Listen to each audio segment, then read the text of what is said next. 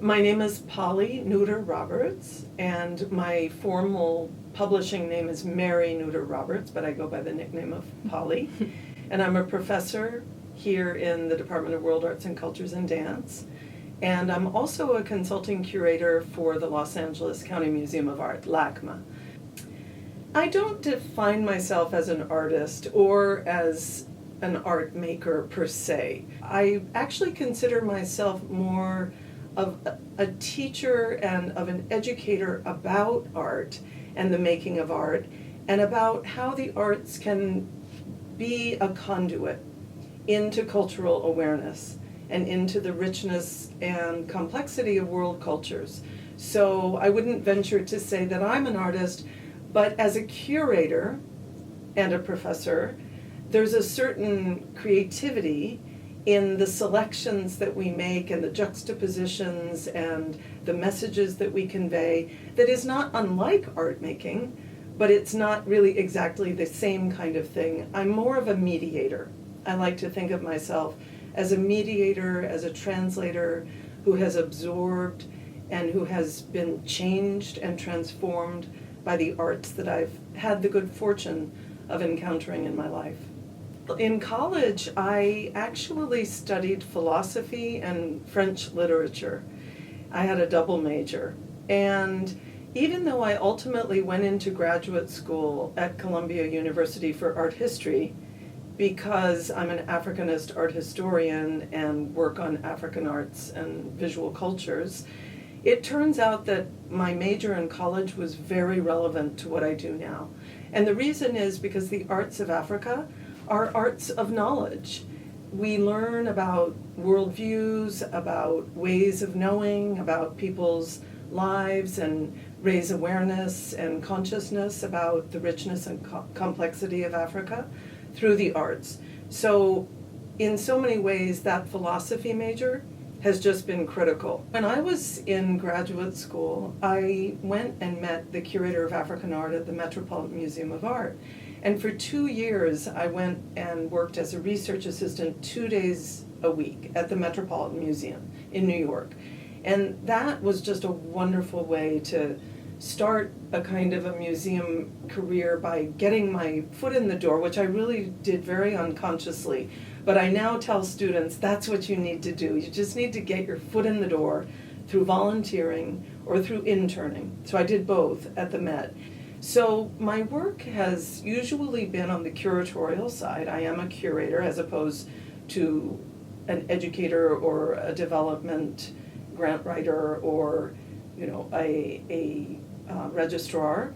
But on the other hand, I'm very familiar with all the roles in a museum because I've served in administrative capacities, and I've often overseen areas like registration, collections management, conservation, and I work with other curators. And so when you work at a museum, it's all about working as a team. What I always say is that curating is a profession and a passion that's all about expression and expertise, but it's also about negotiation and compromise. Because you never work in a solitary fashion. You never work completely by yourself in a museum capacity or in the making of exhibitions.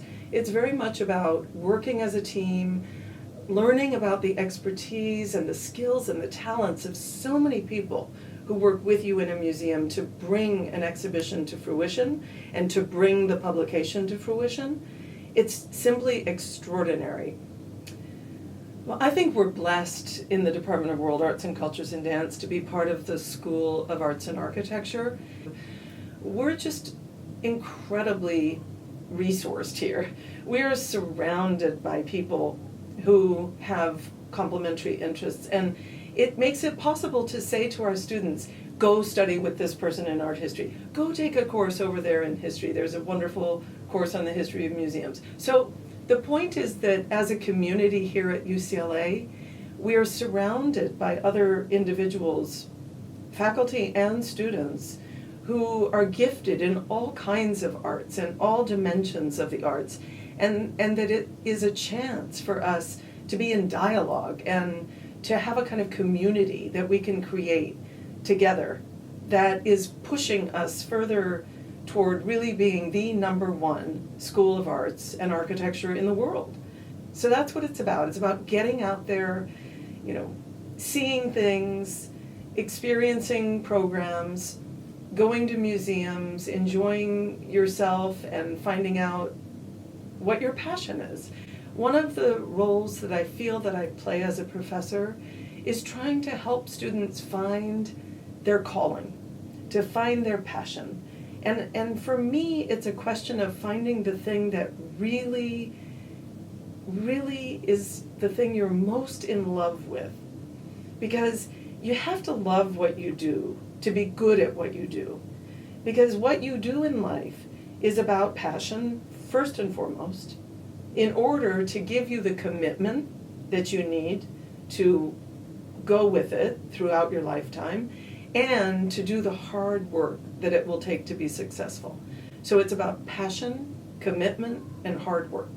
And as a result, the hard work becomes sanctified. Because when you love what you do, and you care about what you do, and you feel its importance, then work becomes something different. It's not really work in the sense of a labor, except in the sense of a labor of love. Through that blending of art and curating that is such a powerful combination that we can also project to our students as a way of thinking about the power that is inherent in curating, that power to transform consciousness, that power to challenge misperceptions, the ability to stop viewers in their tracks, and for them to say to themselves, I never had any idea that Africa was so complex, and that the arts of a given culture are so meaningfully multi-referential, or are so polyvalent in their symbolism, in their meaning, in their capacity, and that are so purposeful, but so meaningfully purposeful, and in a way where their aesthetic qualities have everything to do with how those works of art work. Because art works. That's what it comes down to. Art is not passive. Art is active, art has agency, and it can change the world.